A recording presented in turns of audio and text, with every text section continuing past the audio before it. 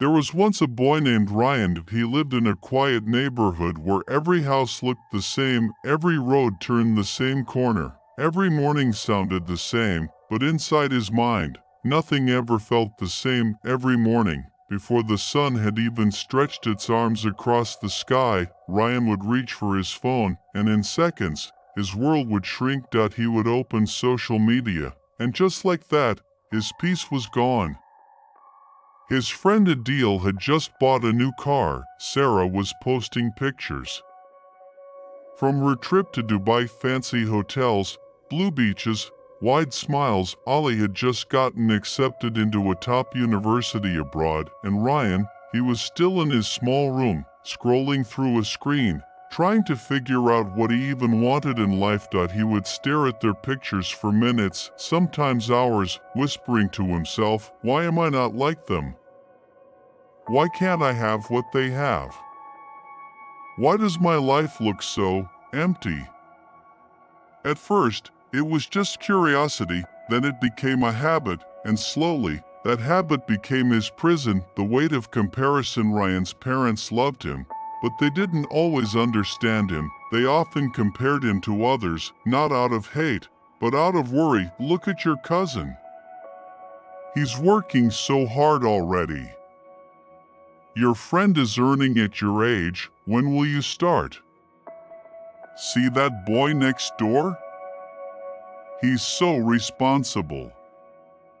Every sentence felt like a tiny knife, sharp, subtle, and deep, and Ryan began to believe something must be wrong with him. He started seeing life as a competition. He was already losing. He compared his journey with everyone else's highlight reel, and every comparison made him feel smaller, weaker, and more lost. He stopped smiling. He stopped dreaming, and slowly, he stopped living. He was breathing, yes, but inside, he felt empty, like a ghost trapped inside his own body. The night of realization. One night, when the world was asleep, Ryan lay awake staring at the ceiling. He felt this heavy silence pressing on his chest, the kind of silence that makes your thoughts louder than your heartbeat. Unable to bear it, he got up and walked to the mirror. The boy staring back at him didn't look like him anymore. His eyes were tired, his posture was weak, his smile was gone. He whispered, "Who are you becoming?"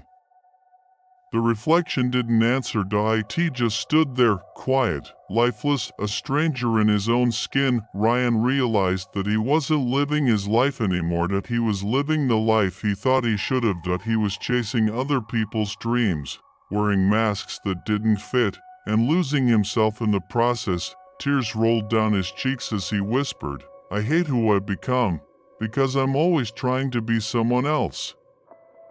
That night changed something. It didn't fix everything, but it cracked open the door to something new. The old man on the bench. The next morning, Ryan went for a walk. He hadn't stepped out early in months. The world looked different, fresher somehow, calmer, more alive. As he passed through the park, he saw an old man sitting on a wooden bench feeding pigeons. There was something peaceful about him, the kind of peace Ryan hadn't felt in years. Ryan sat beside him quietly for a few moments. Neither spoke.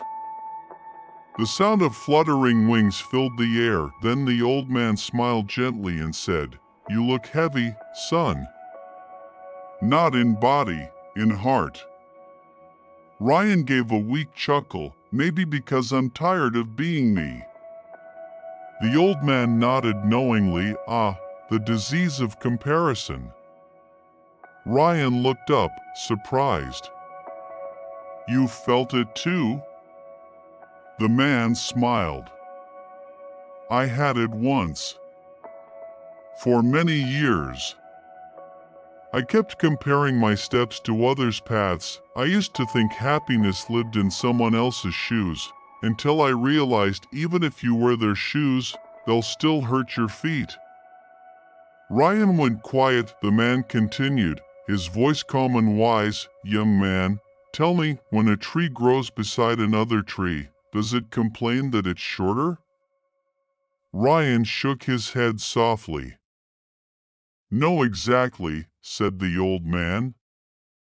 It just grows, because it knows the sun will shine on everyone differently. You just have to stay rooted and grow your way. For the first time in a long while, Ryan felt something inside him, hope. He didn't say much, but his heart carried those words home with the turning point that night. He couldn't stop thinking about what the old man had said, grow your way.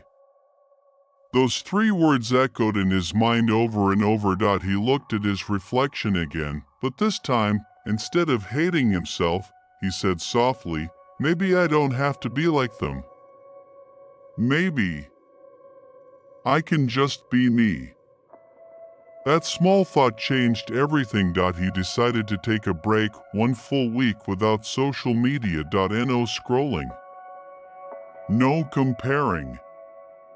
No pretending. The first few days were hard. He kept picking up his phone, almost out of habit, only to put it down again. He felt disconnected, empty, restless, but for the first time, he wasn't comparing. He was just being. By the 5th day, something beautiful began to happen. He started noticing the world again, the sound of morning birds singing outside his window, the smell of his mother's cooking drifting from the kitchen, the warmth of the sunlight touching his face. For the first time, silence didn't feel empty, it felt peaceful. He realized life wasn't about what others had, it was about what he could create with what he already had. Rebuilding himself, Ryan started journaling. Every morning, he wrote down 3 things he was grateful for, and every night, 1 thing he was proud of. At first, his list was small. I helped Mom with breakfast. I studied for 30 minutes. I went for a walk. But those small wins began to grow. Soon, he started reading again. He began exercising, learning new skills, exploring new hobbies, not to impress anyone, but to understand himself. He realized that real growth isn't loud. It's quiet. It happens when no one's watching, when you choose to become better, not for the world, but for yourself. For acceptance and peace. Months passed. Ryan wasn't the same boy anymore. He wasn't chasing people, he was chasing peace. One morning, he walked through that same park. Again, the old man wasn't there anymore, only the empty bench remained. Ryan smiled and whispered, "Thank you."